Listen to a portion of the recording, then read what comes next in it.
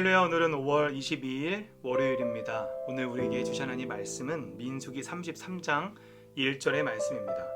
모세와 아론의 인도로 대오를 갖추어 애굽을 떠난 이스라엘 자손들의 노정은 이러하니라.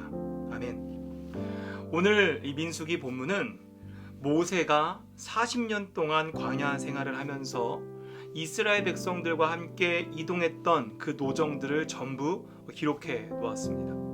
총 42개의 지명이 등장하는데요. 모세가 그것을 다 잊지 않고 기록하였는데, 물론 이것은 모세가 기록하고 싶어서 한 것이 아니라 하나님께서 모세에게 명령하신 것에 대한 순종으로 모세는 그 여정들을 모두 기록하게 되었습니다.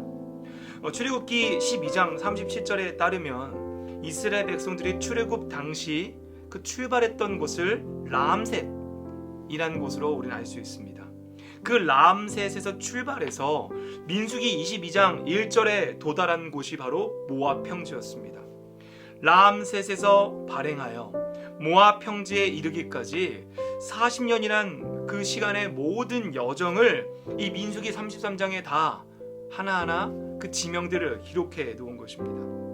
그런데 출애굽기나 민수기에서 언급됐던 사건에 따른 지명은 사실 17개에 지나지 않습니다. 나머지 25개의 지명은 딱히 어떤 사건이 언급되지 않았기 때문에 그저 지나갔던 지명으로만 기록했던 것이죠. 이처럼 민수기 33장에 기록된 광야의 여정들은 성경에 언급된 사건이 있었던 지명뿐만 아니라 아무런 사건이 일어나지 않았던 지명까지도 전부 기록해 놓은 가장 완벽하고 포괄적인 이 광야의 여정에 대한 기록이라고 할 수 있을 것입니다. 여러분, 이스라엘 백성들의 40년 광야 생활이 어땠는지 짐작이 가시지 않습니까? 그들은 인간으로서 지을 수 있는 죄는 거의 다 졌습니다.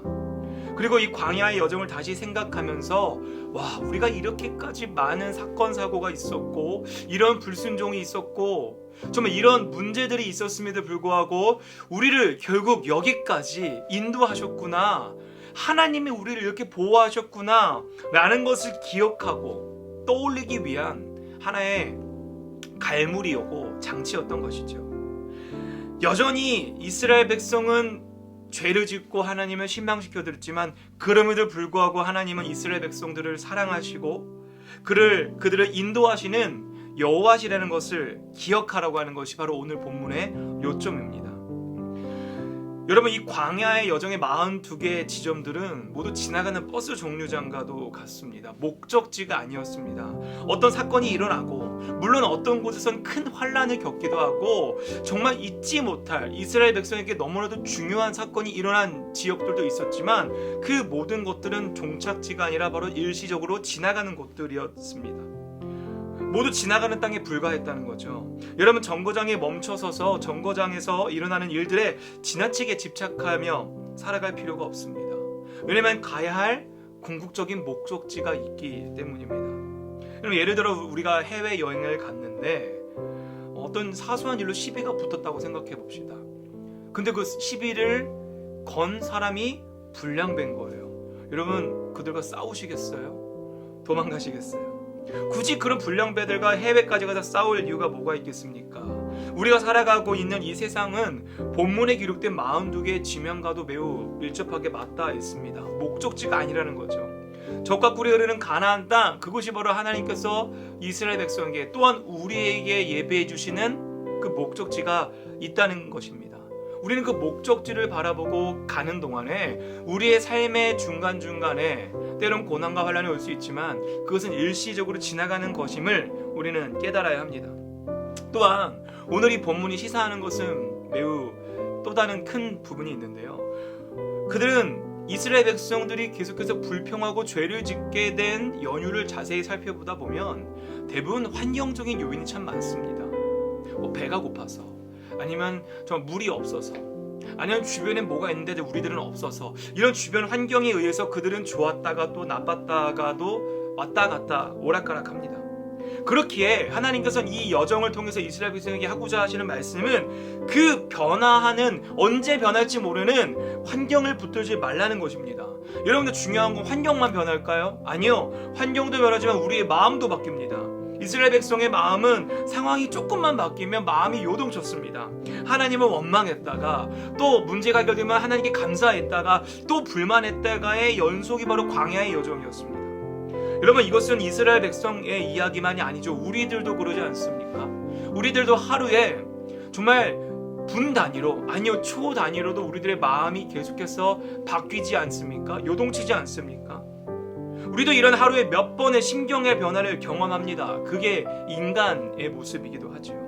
그렇기 때문에 하나님이 이렇게 이스라엘 백성에게 또 오늘날 우리에게 이스라엘 백성이 가나안에 이르기까지의 여정들을 열거하시는 이유는 계속해서 이토록 바뀌는 상황과 환경 속에서 너희가 바로 붙들어야 할 것은 변하지 않는 신실한 나 여호와다 라는 것을 다시 한번 그들이 가나안에 들어가기 전에 말씀하고 계시는 겁니다.